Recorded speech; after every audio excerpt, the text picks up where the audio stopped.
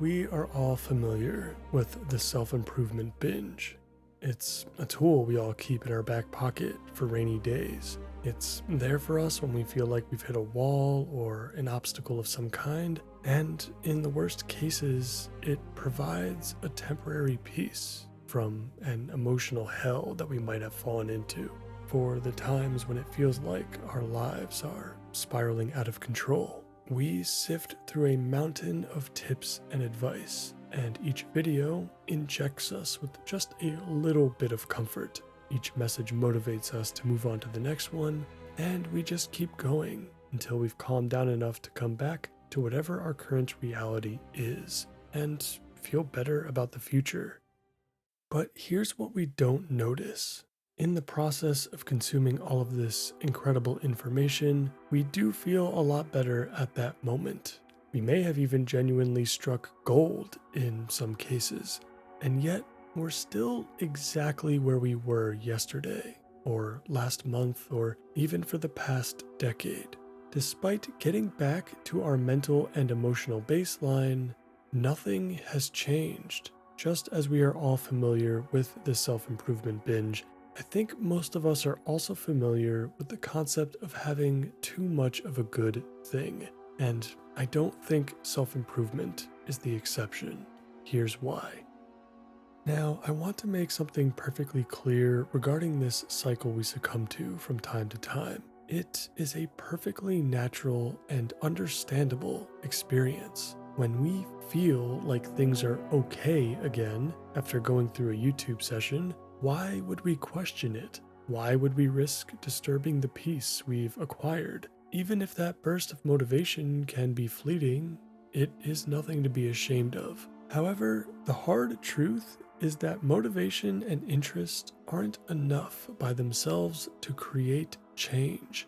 Think about it. Try going back to one of those videos you watched a month or so ago and try to reflect on its contents without watching it. Can you remember what you learned? How much of the information in that video was fully absorbed and put into practice? It's a painful exercise to go through, but those of us that come out of it are reminded that action is what is necessary to cultivate that change that we may be seeking. But here's the thing, real change isn't as simple as flipping a switch. Taking action isn't easy. It requires a great deal of thought and effort and attention to develop a plan, to generate some goals, and to implement the systems to enable those actions. This is the trap that a self-improvement binge can lure us into. It's a trick fueled by motivation, because there are only so many actions that we can take at one time, and only so many goals that we can work towards before completely burning out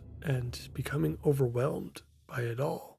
Our time is limited, and so is our pool of physical, mental, and emotional resources. By trying to change too much too fast, we end up going nowhere. Or even worse, we feel that we've taken a few steps back. But it doesn't have to be this way.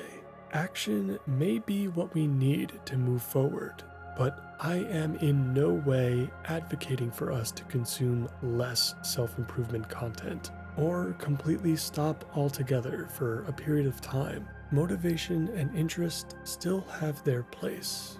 They don't have to be our enemy. And I think a simple shift in how we look at this driving force can transform it into an incredibly helpful tool.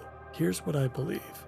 When you think about it, every single self-improvement video that we watch can be consumed in two different ways. We can choose to focus on promoting action by drilling in on the functional side of the video. We can hone in on the practical instructions provided by the creator, generating our own ideas from the experience and implementing those ideas in our everyday lives. But it's important we don't attempt to consume every single piece of content in this way, because it's not sustainable. The actionable steps provided need some time to sink in and make a real difference. Or on the flip side, we could choose to focus on the message instead. by identifying the overall takeaways and just simply sitting with them for a while. We can choose to center our attention on the moments throughout the video that remind us why we clicked on it in the first place. Moments that may even validate our purpose for whatever it is that we are working on at that moment. A reminder of what we really care about right now. And while I stand by the fact that motivation by itself cannot facilitate change, once we do have something to work towards, once we have some actions to take, motivation can be exactly what we need to ground ourselves to whatever path we have begun to tread. And this is when motivation is at its strongest. This is when that driving force fights for us. It's not something that will generate action, but rather sustain it. Motivation is so much more than making us feel good in the moment. It's there to make sure that we remember that our quest is important and that it means something. If you can take anything away from this video, it's that not every problem needs an immediate resolution. Not every question needs a practical answer. Not every self-improvement video is going to fix all the issues we have, and we don't need to take action after every single video we watch. Sometimes we just need something to keep us going.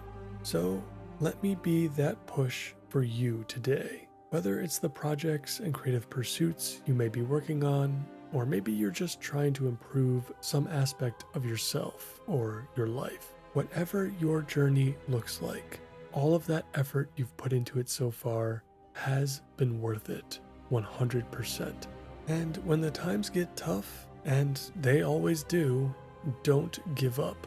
Do whatever it takes to find that smallest possible way to stay connected with your goals and your interests. With all of that being said, let me know what you guys have been watching lately and what your current quest is. I'd love to hear about it in the comments below. I appreciate you all as always. Stay safe, and I'll see you in the next one. Take care.